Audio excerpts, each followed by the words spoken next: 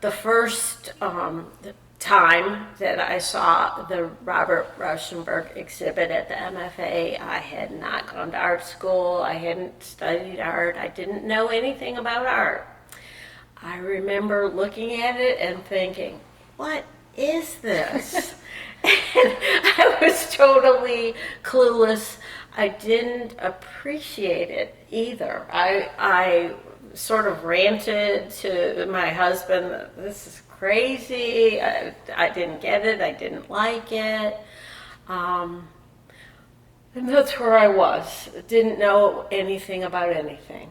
And I feel that you need to be educated enough to even get to even enter into a understanding and an appreciation of art. Maybe some art you don't need to be educated about, but quite a lot you do. So for me, art's been kind of a journey. Didn't start out as an artist at all. Didn't know I was an artist at all. There I was with that negative attitude about Robert Rauschenberg, who's really, really famous and whose work is really heralded as, genius. And there I was rejecting it because I didn't know any better, and I hadn't had any education to see past just the basic. So tell us a little bit about that journey from not having been an artist before necessarily. Well, so in my case, I started out in food. I was always interested in food, completely obsessed with food, and liked to make food attractive, but never saw myself as an artist. My parents were not artistic, they were in business. My mother and father worked together in an export business. They were very into business. That's what was the discussion in our home, not art. I was crafty. I like to make things out of nothing. One day, I needed to change out the wallpaper in my kitchen. Previously, in a former house, changed wallpaper and went through so much anxiety over picking wallpaper patterns because I used to be extremely unable to make decisions. And so I had a handy person remove all the wallpaper. The walls were painted white, and all of a sudden I had a white kitchen, and it was so boring. And so I just, out of nowhere, decided I'm going to paint some vegetables all around. I had not a clue how to really do it, but I was doing it anyway. My husband said, "You are ruining our house." And so that's why I owe my art career to him, because I am so perverse that when somebody says, you can't do it, that's when I dig my heels in and I'm there. I envision myself painting pictures of cakes because I am a great baker, actually, and a great cake decorator, and I love to do that. And I could just see taking the designs of cakes I'd baked and turning them into a painting. Wayne Thiebaud had bunches of cakes. He's famous actually for painting cakes, and as well as other food. And so when I saw Wayne Thiebaud's cakes, what I felt from that very first look was, here's somebody that doesn't care about cakes at all. And what I eventually came to realize was that he's painting cakes because he's really working at showcasing the shadows that the cakes cast. And in his case, it's all about the shadows and all about the light that falls on the cakes and how it's manipulated and how he can manipulate it in a painting. But he doesn't have a passion for the cake. And I have a passion for cake. And I knew from that day one, no, I want my cakes to look like cake, like you could pull it off there and eat it. I moved up from community college and I started taking classes at LaSalle. And instead of feeling inspired and excited, I felt very unworthy and untalented because I was surrounded by people who were seemingly so talented, and it was very inhibiting. But I kept at it. I stuck with it. I endured all the pain of feeling, unworthy, untalented. What do you think helped you the most to overcome that? Because I feel like it's that stubbornness, that same perverse stubbornness. I'm so stubborn. I just keep doing things in spite of it. And I have a little bit of talent. And I've always known I have a little bit of talent, but compared to what I felt I was surrounded by, I was like, why am I bothering? But I couldn't stop. And it was the perversity. I just kept at it. I sort of learned that art was a place I could be busy making things and I wasn't thinking about my worries. I used to have a vision for my art, and it was totally inflexible. And just like I was digging my heels in, insisting I keep going through art school, I was insistent with my art making that I had this vision and it better just be just like I picture it, which was ridiculous.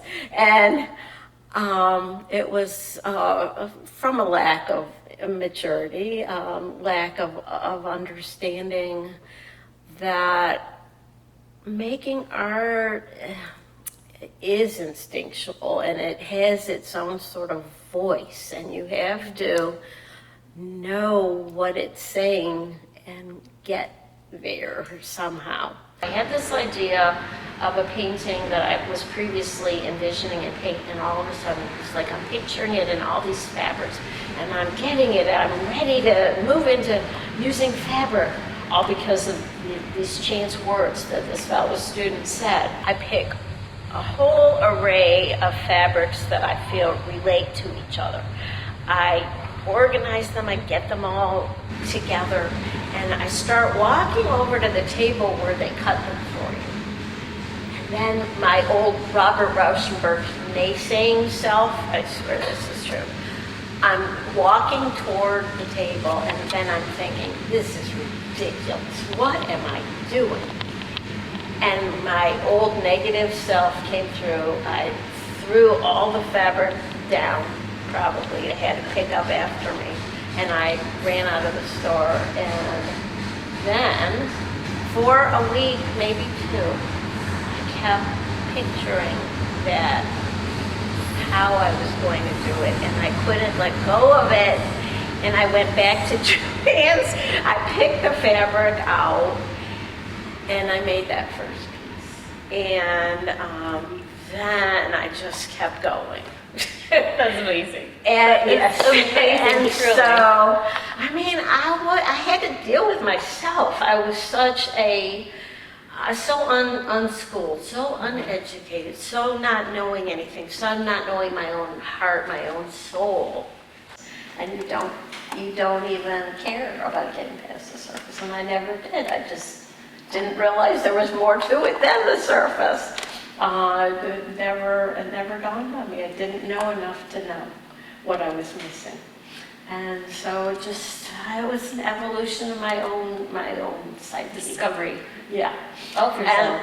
Of myself. And so I just kept at it. I kept going through this. I'd say to friends, I don't know why I can't stop, but I just can't stop. I just have to just see where this goes.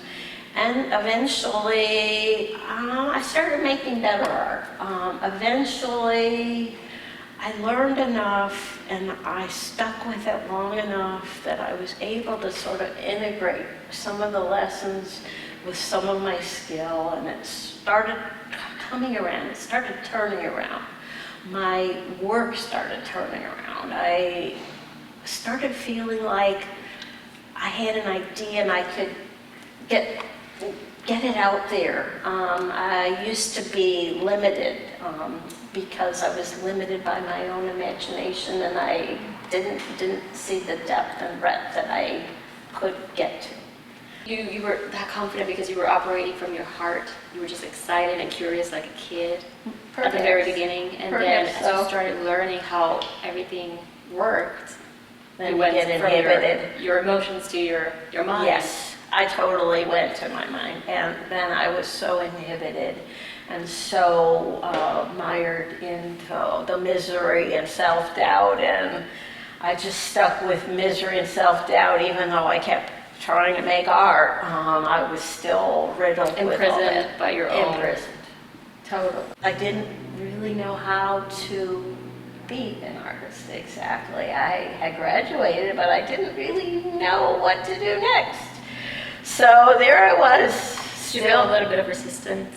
maybe. Perhaps. And another artist down the hall, she wasn't down the hall yet because this building wasn't open yet, but she and I were both, For artists, we tend to struggle with taking that leap of faith Yes. into the unknown yes, and just creating from that place of I have to create this, I have to get this out of me yes, without knowing the results. that's true. What do you think gets someone from taking action and saying, okay, I'm going to dive into it, I'm going to do it, I don't know what the outcome's going to be, versus someone who just... And for me, one part of me, I am this neurotic, nervous. Scares me. And I realized out of successes and failures that, okay, if I fail, so what? I'll just go on and I'll try again. And yet, the success is so exciting when it comes totally from your own self and you're making it up as you go and you just sort of find that answer as you're going. It's so fun. And so I think I've had enough of the fun and the success that I just go with it. And a lot of me, I get to that stage of the blank canvas and I want to collapse under it, and I don't. I just nope, gotta start, and I just start. And as soon as you start, self-talk? yes, definitely. As soon as you start, it's like, oh, and it makes itself. I follow its lead, and I'm making it, and I'm there, but I hear what I need to do, and I know what I need to do by doing. So trusting. Yes. I'm trying to... What do you think is needed, though? Because I've spoken with artists who aspire to have their work be known, to share it with people, but yet they don't. Mm-hmm. They keep it very secret, very hidden within themselves. So yes, I get that, because it's sort of revealing your true self when you show off your art, and it's a little bit embarrassing, a little bit awkward, vulnerable, bragging, all manner of things that you're doing that are sort of against your what manners and things you're taught. And so yes, and the vulnerability, I'd say. I guess the best advice that I remember getting at art school was just keep making art. The teacher kept talking about that. I didn't get it. I didn't understand. But ever since I've had a studio and now I'm making art every day, it has accelerated my progress. So the more you make, the better you get, and the better you get, the more you learn, and the more you learn, the better you get, and it builds on itself, and it's exponential.